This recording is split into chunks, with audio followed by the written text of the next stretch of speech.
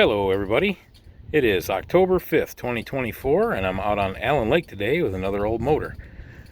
Beautiful day out here today. It's probably going to be one of my last lake trips, if not the last lake trip of the year. Hopefully I can get out again, but you never know. It is October, so things are getting short. Anyway, this one is let's say it began life as a 1960 McCulloch built Scott. So it's Scott-McCulloch 12 horse. I actually bought this motor at Constantine AOMCI meet with the intent of using the lower unit on a 14 horse McCulloch that was given to me by my friend Ben Dittmar several years ago, and I got into that one, found the lower unit was no good. And that's pretty much as far as I went with it, although the powerhead did seem to be pretty solid. This 12 had a broken steering handle. It was cracked around here. It had been welded and it was still really weak. The powerhead had no spark. I took the flywheel off and one set of points was missing one of the contacts. So I looked at the 14 and I thought, well, let's see if this one will go. And I cleaned the points on that one and adjusted everything, and I got spark, and I give it a shot of prime and it fired, and I'm like, well, okay. It looks like the 14 found a home for now. So what I have here is what I'm going to call the Scotty-Macenstein 1214. Since it's a Scott-McCulloch 12 horse, that's now a McCulloch 14.1. So I took the steering handle, tiller, transom bracket, all that came from the 14.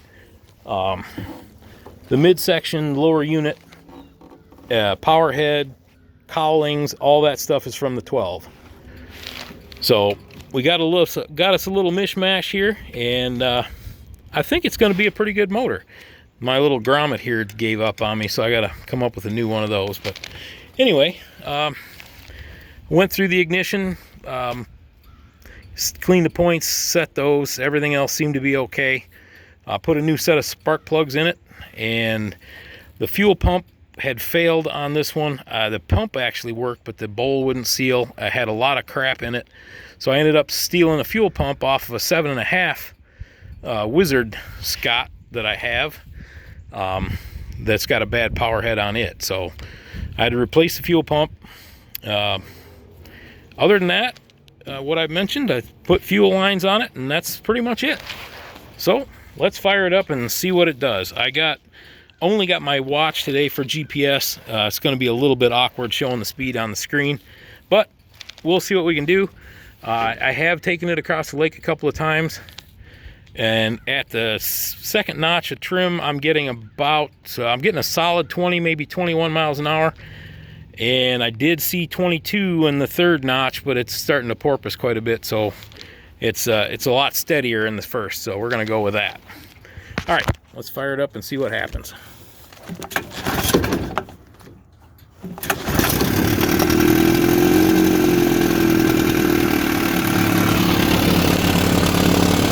Fortunately, the water pump works great.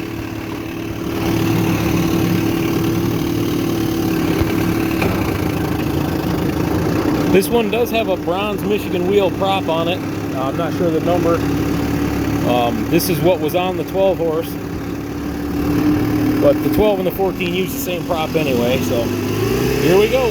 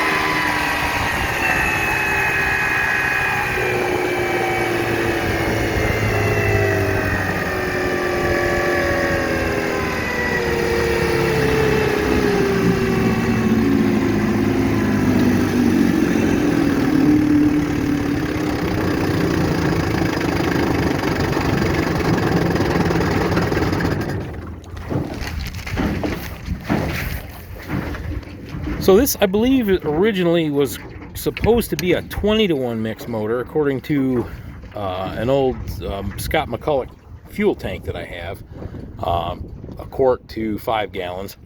I'm running it on fully synthetic 24-to-1 today. Got it on my OMC pressure tank. So I think with the fully synthetic oil, I'm fine at 24-to-1.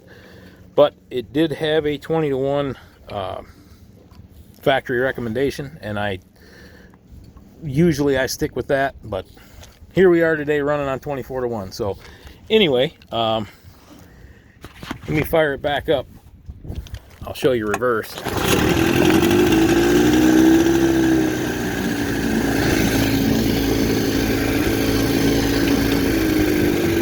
This does not have the reverse latch hardware on it. I notice a lot of these are missing that.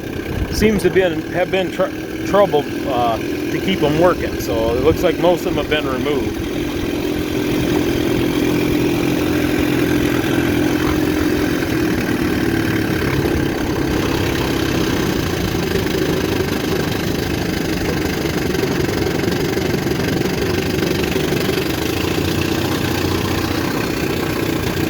Pretty decent idle on this once it's adjusted and happy.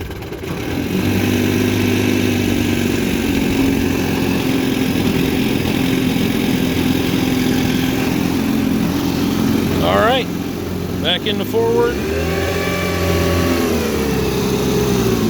Good running motor. Pretty enjoyable to run this one. All right, till next time. Thanks for watching. Hopefully I get out again before the season's out.